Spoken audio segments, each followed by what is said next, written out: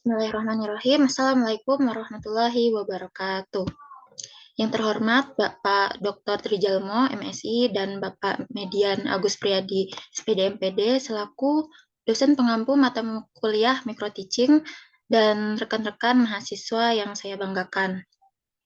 Sebelumnya izin memperkenalkan diri, saya Aulia Laila Safitri dengan NPM 211302465 selaku moderator pada presentasi hari ini. Lalu, saya tidak sendiri, saya bersama rekan-rekan saya, yakni Putri Asmarani, Vini Adelia Pramita, Reni Diah Puspita, dan Dinda Puspita Sari. Pada kesempatan kali ini, izinkan kami untuk memaparkan materi mengenai pembelajaran abad 21. Pembelajaran abad 21 adalah pembelajaran yang dirancang untuk generasi abad ke-21 agar mampu mengikuti arus perkembangan zaman.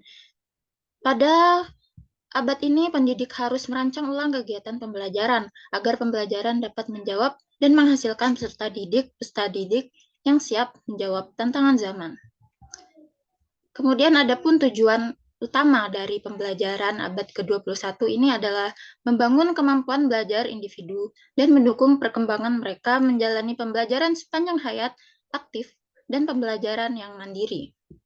Selanjutnya akan disampaikan oleh rekan saya. Baik, untuk selanjutnya yaitu ada aktivitas pembelajaran pada abad 21. Nah, seperti yang kita tahu, ciri khas dari era globalisasi ini dapat kita lihat bahwasannya ilmu pengetahuan dan juga teknologi itu berkembang pada saat ini, berkembang secara cepat dan juga semakin canggih. Nah, dengan peran yang semakin luas, maka pembelajaran 21 ini diperlukan guru yang mempunyai karakter sesuai dengan kebutuhan zaman. Nah, untuk bisa berperan secara bermakna pada era globalisasi di abad ke-21, maka setiap warga negara ini dituntut untuk memiliki kemampuan yang dapat menjawab tuntutan dari perkembangan zaman tersebut. Nah, pembelajaran abad 21 ini merupakan suatu peralihan pembelajaran di mana kurikulum yang dikembangkan ini akan menuntut sekolah untuk bisa mengubah pendekatan pembelajaran yang digunakan, mulai dari pendekatan yang berpusat pada guru menjadi pembelajaran yang berpusat kepada peserta didiknya. Nah, hal ini tuh sesuai dengan tuntutan masa depan, di mana peserta didik nantinya harus mampu memiliki kecakapan berpikir dan juga kecakapan belajar.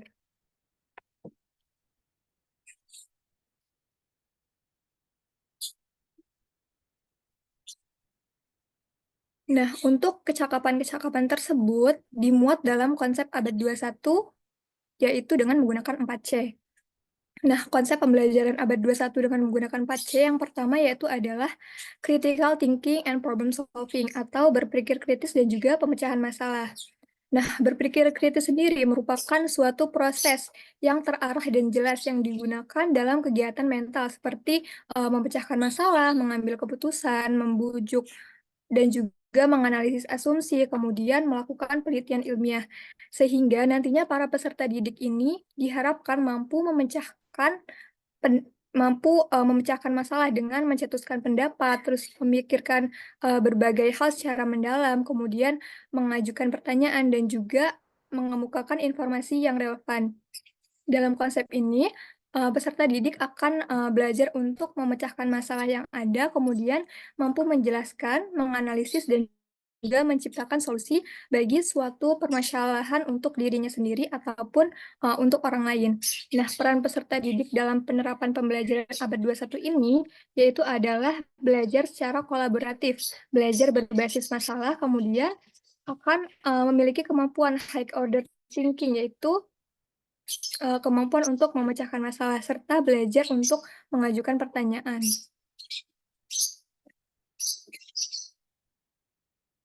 Nah, untuk 4 yang kedua yaitu ada creative and innovation, atau daya cipta dan juga inovasi. Nah, kreatif itu biasanya diidentikan dengan anak yang suka menggambar atau anak yang bisa merangkai kata-kata dan menulis sebuah tulisan. Nah, kreatif di sini itu juga dapat dimaknai sebagai kemampuan berpikir out of the box, di mana berpikir tanpa dibatasi aturan yang cenderung memikat. Nah, biasanya anak-anak yang memiliki kreativitas yang tinggi ini mampu berpikir dan juga melihat suatu masalah dari berbagai sisi dan juga perspektif, yang nantinya akan menghasilkan pemikiran yang lebih terbuka dalam menyelesaikan sebuah permasalahan.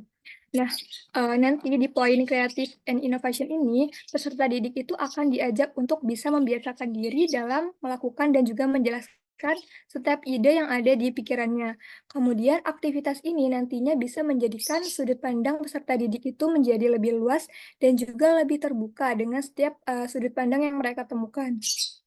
Baik, untuk selanjutnya akan dijelaskan oleh rekan saya.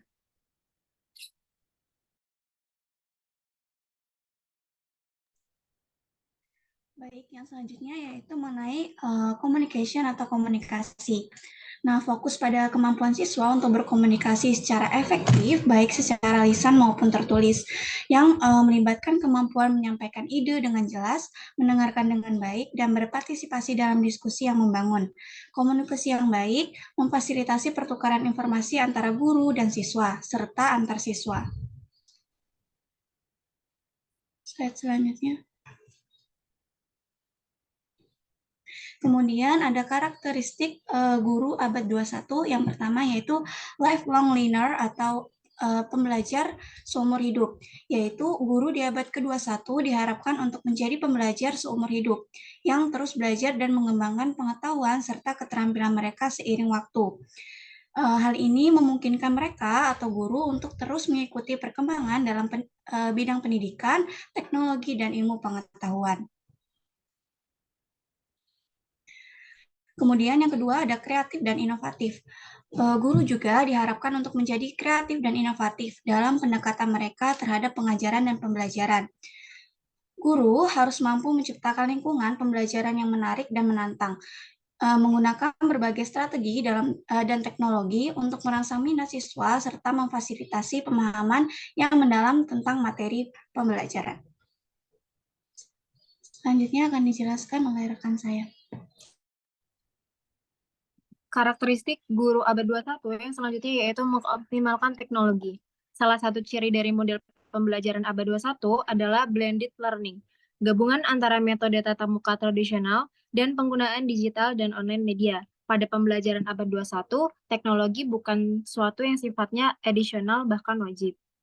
Yang selanjutnya ada reflektif. Guru yang reflektif adalah guru yang mampu menggunakan penilaian hasil belajar untuk meningkatkan kualitas mengajarnya.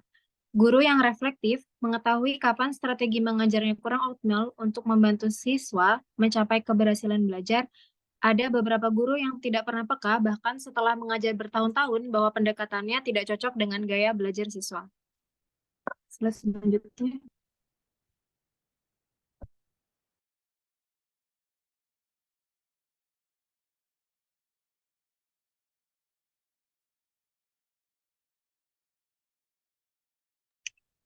Yang selanjutnya yaitu kolaboratif. Merupakan salah satu keunikan pembelajaran abad 21, guru dapat berkolaborasi dengan siswa dalam pembelajaran.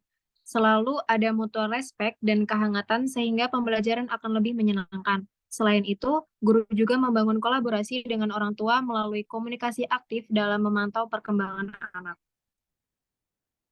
Selanjutnya terdapat menerapkan student center.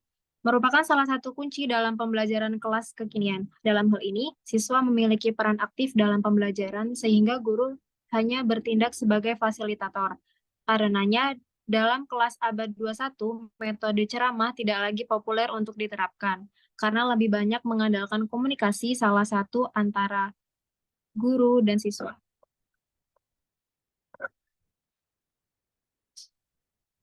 Dan yang terakhir, menerapkan pendekatan diferensiasi. Dalam menerapkan pendekatan ini, guru akan mendesain kelas berdasarkan gaya belajar siswa. Pengelompokan siswa di dalam kelas juga berdasarkan minat serta kemampuannya. Dalam melakukan penilaian, guru menerapkan formative assessment dengan menilai siswa secara berkala berdasarkan performanya. Tak hanya tes tertulis. Tak hanya itu, guru bersama siswa berusaha untuk mengatur kelas agar menjadi lingkungan yang aman dan suportif untuk pembelajaran. Selanjutnya akan dijelaskan oleh rekan saya. Baik, selanjutnya ada beberapa model pembelajaran yang disarankan digunakan pada pembelajaran abad 21. Yang pertama ada student center. Student center ini merupakan pembelajaran yang dipusatkan pada siswa, sehingga nantinya pembelajaran ini akan mengikuti karakter dari setiap siswa, baik itu dalam minat, bakat, maupun kemampuan dari setiap individu siswa. Kemudian pada student center ini, guru ini berperan sebagai fasilitator. Selanjutnya yang kedua ada discovery learning. Discovery learning ini merupakan metode pembelajaran yang sudah banyak digunakan dalam pembelajaran. Nah, disarankan juga pada pembelajaran abad 21 karena dapat mendorong siswa untuk menemukan pengetahuannya secara mandiri. Nah, siswa ini dapat mencari ilmu atau pengetahuan atau jawaban dari pertanyaan-pertanyaan yang diberikan oleh guru ini secara mandiri, sehingga dapat membuat siswa itu memiliki kemampuan critical thinking dan problem solving. Yang ketiga ada flip classroom. Flip classroom ini merupakan metode di mana siswa ini dapat memahami atau belajar materi itu sebelum pembelajaran dimulai. Jadi sebelum hari H pembelajaran, siswa ini sudah belajar terlebih dahulu mengenai materi yang akan disampaikan pada pertemuan berikutnya. Kemudian dari bekal siswa belajar ini, nanti di dalam kelas itu siswa ini akan berdiskusi untuk mengatasi masalah, mengembangkan suatu konsep, dan juga wadah untuk berkolaborasi antar sesama siswa. Yang keempat ada project-based learning. Nah, project-based learning ini merupakan model pembelajaran di mana siswa itu dituntut untuk kreatif untuk menghasilkan suatu project atau produk dalam pembelajarannya. Selanjutnya.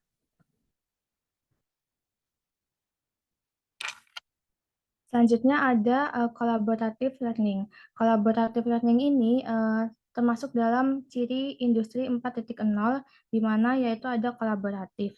Nah, di collaborative learning ini metode ini digunakan siswa berupaya dapat membangun siswa dalam memperbaiki kemampuan siswa dalam berkomunikasi dan menjalin hubungan sosial. Yang keenam ada blended learning. Blended learning ini merupakan metode pembelajaran di mana dilakukannya online maupun tatap muka. Jadi jika jarak antar guru atau peserta didiknya ini jauh, dapat tetap melakukan kegiatan pembelajaran tetapi melalui online. Namun jika memungkinkan untuk mereka bertemu, akan dilakukan pembelajaran secara tatap muka.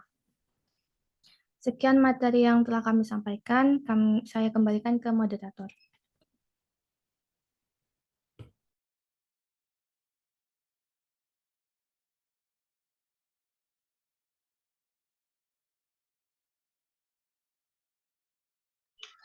Baiklah, usai sudah pemaparan pemateri dari kami. Terima kasih kepada para pemateri. Kami memohon maaf apabila ada salah dan kurang.